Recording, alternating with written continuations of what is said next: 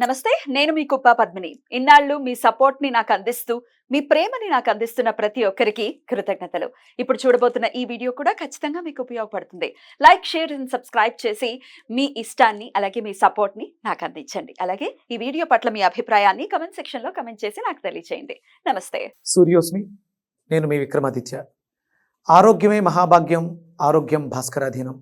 ఆదివారం మద్యం మాంసం మైదనం వద్దు, ఆరోగ్యం ఐశ్వర్యం వద్దు.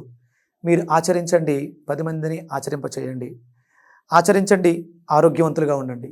ఆచరించండి, ఐశ్వర్యవంతులు కండి. ఆచరించండి, ఆనందంగా జీవించండి. సూర్యోస్మి.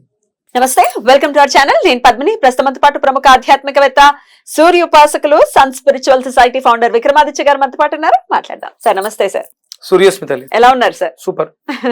సార్ రేపు శనివారం ఏకాదశి, చాలా బ్యూటిఫుల్ డే. ఖచ్చితంగా శుక్లపక్షం కూడా ఇలాగే వచ్చింది. ఇప్పుడు బహుళపక్ష ఏకాదశి కూడా ఇలాగే శనివారం నాడే వస్తోంది. మరి శనివారం ఏకాదశి తిథి, శనివారం అటు విష్ణుమూర్తికి ప్రీతికరమైనటువంటి రోజుగా చెప్తూ ఉంటారు కాబట్టి ఏకాదశి కూడా అత్యంత ప్రియమైన రోజు. ఇందిర ఏకాదశి, పితృపక్షాలలో వచ్చేటటువంటి ఈ ఇందిర ఏకాదశిని ఎలా వినియోగించుకోవచ్చు ఒకసారి మీ ద్వారా. ఇక్కడ మనకి భాద్రపద మాసంలో కన్యా రాశిలో రవి సంచారం జరుగుతుంది. ఆరోగ్య ప్రదాత విష్ణువు అంటే వ్యాప్తి. మీకు యజ్ఞం కూడా విష్ణువే. అంటే యజ్ఞం చేస్తే ఆ వేడి వ్యాప్తి చెందుతుంది, అక్కడే ఉండదు, వ్యాప్తి. అందుకే నామం వచ్చింది కదా, యజ్ఞో యజ్ఞపతి యజ్వా యజ్ఞాంగో యజ్ఞవాహన. అంటే ఇప్పటి వరకు మనం చేస్తూ ఉన్నాం, ఉపవాసాలు చేస్తూ ఉన్నాం, అష్టోత్తరాలు చేస్తున్నాం. ఇక్కడ ఏం చెప్తుందంటే యజ్ఞం చేయడం వల్ల అన్నం వస్తుంది. అంటే యజ్ఞమే అన్నం. అన్నం అంటే మనం సమర్పించేటువంటిదే మళ్ళీ వెళ్ళి 10ంతలై వస్తుంది. విష్ణుమూర్తి ఏం చెప్తున్నాడంటే యజ్ఞం చెయ్యండి అని చెప్తున్నాడు. ఒకటి, ఇది కూడా ఒక యజ్ఞకుండం. దీంట్లో వేసే పదార్థం హవిస్సుగా ఉండాలి తప్ప వ్యర్థ పదార్థాలు ఉండకూడదు. మనం మలినము మలము కలిపేస్తున్నాం మన ఇష్టం వచ్చినట్టు. అంటే ఇప్పుడు దౌర్భాగ్యం, అలాంటి పరిస్థితుల్లో ఉన్నాం. మరి కొంత మార్చుకోవాలంటే జ్ఞానం కావాలి. జ్ఞానం కావాలంటే విష్ణువుని ఆరాధించడం, శరణు వేయడం తప్ప వేరే దారి లేదు. ఇందులో మనకి ఇది కన్యారాశికి సంబంధించినటువంటి మాసంగా తీసుకుంటాం భాద్రపద మాసాన్ని. రవి సంచారం జరుగుతుంది. లివర్కి సంబంధించిన సమస్యలు మనల్ని విపరీతంగా బాధిస్తూ ఉంటాయి. ఫ్యాటీ లివరు, లివర్ సిరోసిస్, ఇలాంటి సమస్యలు చాలా ఇబ్బందిగా ఉన్నాయి.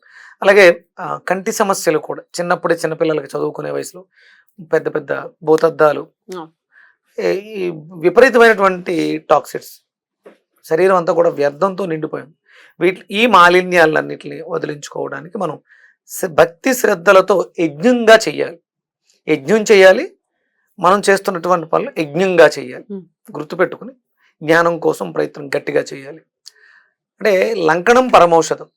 అవసరానికి మనం, అంటే ఏదైతే అవసరమో దాన్ని మితంగా తీసుకుంటూ ఉపవసించాలి. భగవంతుడికి దగ్గరగా ఉండాలి.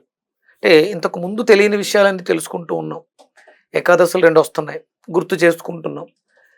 ఆయా తిథుల్లో, ఆయా రోజుల్లో మనం ఏం చేయాలి?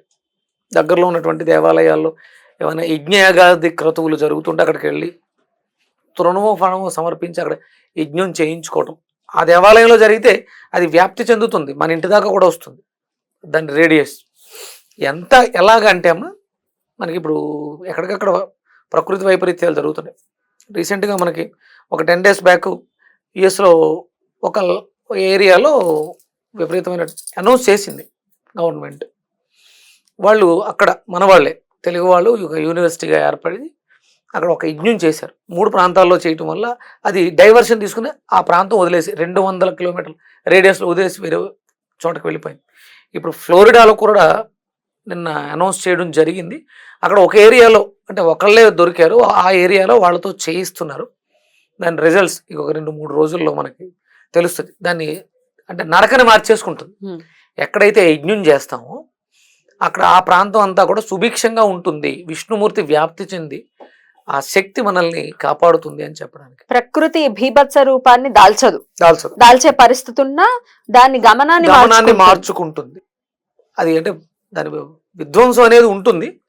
అక్కడ ఆ ప్రాంతంలో ఎక్కడైతే యజ్ఞం జరుగుతుందో అక్కడ, అంటే అది దైవ కార్యం, ధర్మకార్యం కాబట్టి ఆ ప్రాంతానికి అక్కడ చేస్తున్న వాళ్ళకి ఎలాంటి విపత్తులు ఉండవు. అది ఏంటో వరదల గురించే కాదు, మన జీవితాల్లో కూడా బీభత్సాలు జరగచ్చు.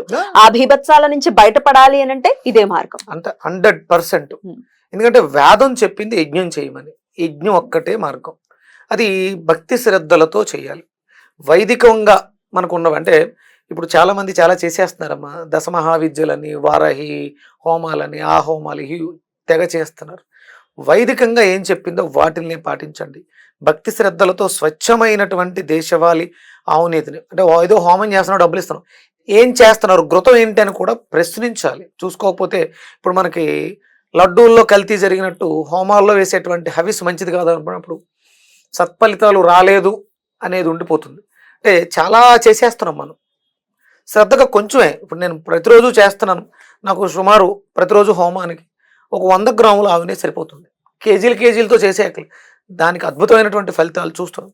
రోజు అలా పార్కుకి వెళ్ళి రావి చెట్టు కింద వాటి కింద ఉన్నటువంటి సమిదలు, చిన్న సమిదలు, ఈ చేతి సైజు సమిదలు ఎరుగు తెచ్చుకొని ఉదయం సాయంత్రం 2 పూట్ల హోమం చేస్తే దాని ఫలితాలు 100% ఉంటాయి. అంటే ఇప్పటివరకు మనం ఉపవాసం చేసాం, జాగరణ చేసాం, దీక్ష చేసాం.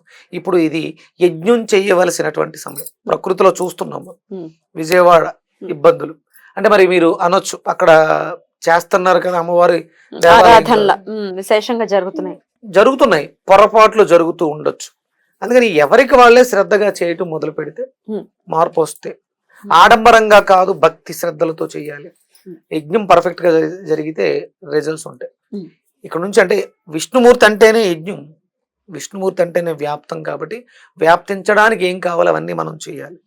అందులోనూ రవి మనకి ఇక్కడ సూర్యనారాయణమూర్తి ఈ మాసంలో. ఎవరికి వాళ్ళు ఇంట్లలో చేసుకోవటం కుదరకపోవచ్చు. ఇప్పుడు గుళ్ళల్లో సామూహికంగా కూడా చేస్తుంటారు హోమాలు, వాటిలో పార్టిసిపేట్ చేయొచ్చా? వెళ్ళండి, ఇప్పుడు వాళ్ళతో మాట్లాడి మీరు కొంచెం శ్రద్ధ పెట్టి మంచి ఆవు నేతిని మీరే పట్టుకెళ్ళి ఇవ్వండి. ఏదో మార్కెట్లో దొరికే ప్యాకెట్లతో చేసేటువంటి డాల్డాతో చేసే ఆవు నెయ్యి కాకుండా కొంచెం శ్రద్ధ పెట్టి కొంచెం అయినా మన నుంచి కంట్రిబ్యూట్గా సమిదలో ఆవు నెయ్యో కొబ్బరియో మన దగ్గర ఏ స్తోమత ఉంటే అది పట్టుకుని వెళ్ళి ఇవ్వటం అనేది అంటే ఎవరికి వాళ్ళు చేయడం కూడా అవసరం. ఏదో సామూహికంగా జరుగుతున్నాయి, సామూహికంగా జరుగుతాయి, శ్రద్ధ ఎంత పెడుతున్నారు? ఇప్పుడు అన్నీ కూడా వ్యాపారాత్మకం అయిపోయి ఏదో ఒక 5,000 రూపాయలు ఒక 50 మంది తీసుకుంటే డబ్బులు వస్తాయి, కానీ ఎంత పెడుతున్నారు, ఎంత శ్రద్ధగా జరుగుతుంది, ఎంత హోమం జరుగుతుంది. మనం వెళ్ళాలి, డబ్బులు ఇచ్చేస్తున్నాం కాదు, అక్కడ పార్టిసిపేట్ చేయాలి, చూడాలి. అది చూడడం కోసమే కదా, దాని రిజల్ట్ మనకు పొందడం కోసమే కదా. మనకి అగ్ని చికిత్స అని మనకు ఉన్నటువంటి శరీర రోగాలకి కొన్ని మంత్రాలు ఉన్నాయి. ఆ మంత్రం చదువుతూ ఆ హవిస్సిస్తే రోగం తగ్గుద్ది 100%. ఆ శ్రద్ధ ఎంతమంది చేస్తున్నారు? వ్యాపారం అయిపోయింది. ఇప్పుడు ఏ దేవాలయం కూడా మేము ఇక్కడ హోమం చేస్తున్నాం మీరు డబ్బులు కట్టండి అని అడగదు, అవసరం లేదు. అలా చేసింది అంటే అందులో ఎంతో కొంత వ్యాపారాత్మకత ఉంది. ఎంతమంది కడుతున్నారు మనకు తెలియదు. 100 మంది కట్టారు, ఎంత వచ్చింది, ఎంత ఖర్చు పెట్టారు, ఏం చేశారు. అదే మనకి దగ్గర ఉన్నాం అనుకోండి. ఎప్పుడు ఎందుకంటే ఈ పూర్వం దేవాలయాలు వ్యక్తుల చేతిలో ఉండేవి, ఇప్పుడు ఎండోమెంట్కి వెళ్ళిపోయింది. వాళ్ళు అడగాల్సిన అవసరం లేదే. మనం ఫీజు కట్టి డబ్బులు కట్టి 5,000 10,000 కట్టి చేయించుకోవాల్సిన అవసరం లేదు. మీరు డబ్బులు కట్టారు అంటే మీరు అక్కడికి వెళ్ళి ప్రజెంట్ ఉండగలిగితే కట్టండి, లేదా మీ ఇంట్లో మీరు చేసుకోండి, లేదా ఒక ఋత్వికుని పెట్టుకుని మీకు దగ్గరలో మీ ఇంటికి దగ్గరలో 10 మంది కలవండి. అప్పుడు దాని ఫలితాలు మీరు చూడగలుగుతారు. ప్రకటనల ద్వారా మనం మోసపోయి డబ్బులు వృధా చేసుకోవద్దు. రేపు పొద్దుట ఏమవుతుందంటే మేము ఇన్ని పూజలు చేసాం, ఇన్ని హోమాలు చేసాం, వేస్ట్. ఇప్పుడు మనకి రేపు శరన్నవరాత్రులు వస్తున్నాయి, మండపాలు విపరీతంగా పెట్టేస్తారు, చండీ హోమాలు విపరీతంగా చేస్తారు, ఫలితం లేదు. శ్రద్ధ లేదు కాబట్టి ఫలితం శ్రద్ధ ఎవరికి వారు శ్రద్ధ చేయాలి. ఇక పితృపక్షాలలో వచ్చేటటువంటి ఇంద్ర ఏకాదశి మరి పితృపక్షంలో వస్తోంది కాబట్టి పితృదేవతల అనుగ్రహాన్ని ఎలా పొందొచ్చు అనుకోవచ్చు? అదేనమ్మా, ఇప్పుడు మనం ఒక యాపిల్ని భగవంతుడికి నివేదనగా పెట్టాం, దాన్ని మళ్ళీ మనం తీసుకుని మనం తినేస్తాం. ఇక్కడ యజ్ఞం ద్వారా మనం ఇచ్చే హవిస్సు పితృలోకాలకు వెళ్ళి వాళ్ళకి ఆహారం అవుతుంది. సో అలా ఆ విధంగా యజ్ఞమే. ఇక్కడ నేను 100% యజ్ఞం గురించే చెప్తున్నాను. అంటే మనం ఏదో స్వయంపాకం ఇస్తాం బ్రాహ్మణుల తృప్తి కోసం. ఇక్కడ యజ్ఞం చేసిన తర్వాత కూడా మనకి ఎవరైతే క్రతువు చేశారో ఆ బ్రాహ్మణుడికి, ఆ బ్రహ్మకి మనం స్వయంపాకం ఆహారం ఇవ్వడం వల్ల అది కూడా విపరీతమైనటువంటి ఫలితాలు. ఇప్పుడు చిన్న చిన్నవి సరిపోవు ఇప్పుడు ఉన్నటువంటి పరిస్థితుల్లో. ఉపవాసం ఎలాగో అందరికీ తెలిసిందే. ఉపవాసం కంపల్సరీ మీరు చేయాలి. వెజిటబుల్ థెరపిస్ట్ గా మీరు ప్రతి ఏకాదశికి కూడా చెప్తూ ఉన్నారు. ఆయా మాసానికి సంబంధించినటువంటి వెజిటబుల్ ని అనుగుణంగా ఏం చేసుకోవచ్చు, మరి ఉపవసించాలి. షుగర్ పేషెంట్స్ ని కూడా ఉపవసించండి, ఏం ప్రాబ్లం లేదు అని చెప్తున్నారు. చాలా ధైర్యంగా చెప్తున్నారు. ఆ ధైర్యం చేసి ఉపవసించాలి కూడా. మరి ఉపవాసాన్ని చేస్తూ ఏ వెజిటబుల్ సహాయం తీసుకుంటూ దాని ఎనర్జీని మనం గెయిన్ చేయొచ్చు ఇందిర ఏకాదశి నాడు? దొండకాయ ఒక 6 దొండకాయలతో జ్యూస్ అమ్మా ఉదయం, సాయంత్రం ఒక పచ్చి అరటికాయతో జ్యూస్. ఇవి రెండు కూడా ఒకటి లివర్ ని ఒకటి గుండెని మనల్ని శక్తివంతం చేస్తుంది. కన్యా రాశిలో రవి ఉన్నారు కాబట్టి సో ఈ భాద్రపద మాసంలో దొండకాయ. అలాగే ఇప్పుడు అంటే ఇది ఏకాదశి తిథి కాదు, మనం గుండెని కూడా శుభ్రం చేసుకుందాం, అరటికాయని కూడా వాడుకుందాం. మీకు వీలైతే ఒక 100 grams అరటికాయ ముక్క, ఒక 6 దొండకాయలు కలిపి ఒక జ్యూస్ ఉదయం, సేమ్ మళ్ళీ అదే జ్యూస్ సాయంత్రం కూడా 2 పూటలు. లేదు దొండకాయలు మార్నింగ్ తీసుకుని అరటికాయ ఈవినింగ్ తీసుకోవచ్చు. ఉపవాసం చేయండి, భగవంతుడికి దగ్గరగా ఉండండి, యజ్ఞాలని ప్రోత్సహించండి, యజ్ఞం చేయండి. రైట్. ఇంకా నామం కూడా ఒకటి ఏదైనా చెప్పండి రేపటి రోజున ప్రతి నిత్యం చదువుకునే విధంగా. అంటే మన శరీరం అంటే మనం యోగం సిద్ధించడానికి అష్టాంగ యోగం అని చెప్పేసి యమ నియమాలు ఉన్నాయి కదా, ఒక మంత్రం ఒకటి చెప్తాను, దాన్ని పఠించండి. అంటే ఇక్కడ నుంచి మనం ఇప్పటి వరకు గణపతి మంత్రం గురించి, ఆదిత్య హృదయం గురించి, లక్ష్మీ కవచం గురించి మాట్లాడు. ఇప్పుడు వేదం ఏం చెప్తుంది, వేదం మనలో ఉన్నటువంటి క్వాలిటీస్ని ఎలా అభివృద్ధి పరచుకోవాలి అనడానికి వేదం ఏం చెప్తుందో ఆ మంత్రాలు సాధన చేద్దాం రెగ్యులర్గా. ఒక మంత్రాన్ని తీసుకుని దాన్ని ఒక మండలం రోజులు రెగ్యులర్గా ప్రాక్టీస్ చేస్తుంటే మీరు దాని రిజల్ట్ చూడండి. ఆ మంత్రం తేజో అసి తేజోమై దేహి, తేజో అసి తేజోమై దేహి. అంటే మనకి మంత్రాలు చాలా ఉన్నాయి, అందులో వీర్యమసి వీర్యమై దేహి అంటే స్వామిని అర్థిస్తున్నాం, నువ్వు చాలా పరాక్రమంతుడు, మాకు ఆ పరాక్రమంతనం అంతా మాకు ప్రసాదించు, మాలో జ్ఞానాన్ని అభివృద్ధి చేయని మంత్రాలు ఒక 6 మంత్రాలు ఉన్నాయి. ఇది ఒక్కొక్కటి సాధన చేద్దాం. ఇక్కడ మనం తేజో అసి తేజోమై దేహి, అద్భుతమైనటువంటి తేజస్సుని జ్ఞానాన్ని నాకు ప్రసాదించు, నువ్వు చాలా జ్ఞానవంతుడవు, ఆ జ్ఞానాన్ని నాకు ప్రసాదించు స్వామి సూర్యనారాయణమూర్తి, నారాయణ శ్రీమన్నారాయణ అని వేడుకునేది. తేజో అసి తేజోమై దేహి. మీరు ఎంత ఎక్కువ శ్రద్ధ పెట్టి దీన్ని సాధన చేస్తారో అందులో ఉన్నటువంటి ఆ లక్షణం మనలో ప్రవేశిస్తుంది, ఇందులో ఎలాంటి సందేహం లేదు. బ్యూటిఫుల్. ఇది వేద ప్రమాణంగా వేదం ఏంటి అంటే 100% వేదంలో నుంచి వచ్చింది కాబట్టి డెఫినెట్ గా తేజస్సు కావాలి అందరికీ కూడా. ఆ తేజస్సు లోపించే కదా, తేజస్సు రకరకాల రోల్స్ ని ప్లే చేస్తూ ఉంటుంది. ఆ తేజస్సు ఉండాలి ప్రతి ఒక్కరికి, అంటే విష్ణు ఆరాధన ఖచ్చితంగా చెయ్యాలి. అద్భుతంగా భగవంతుల్లో ఏదైతే తేజస్సు ఉందో ఆ తేజస్సు అంతా కూడా మనకు అవసరం. ఇందులో వరుసగా ఇంకొక 6 ఉన్నాయి, మిగతా ఏకాదశుల్లో మనం సందర్భానుసారం మనం మాట్లాడుకుంటాం. బ్యూటిఫుల్ సార్, చాలా అద్భుతంగా మాకు వివరించారు. కృతజ్ఞతలు. నమస్కారం. సూర్యస్మృతి.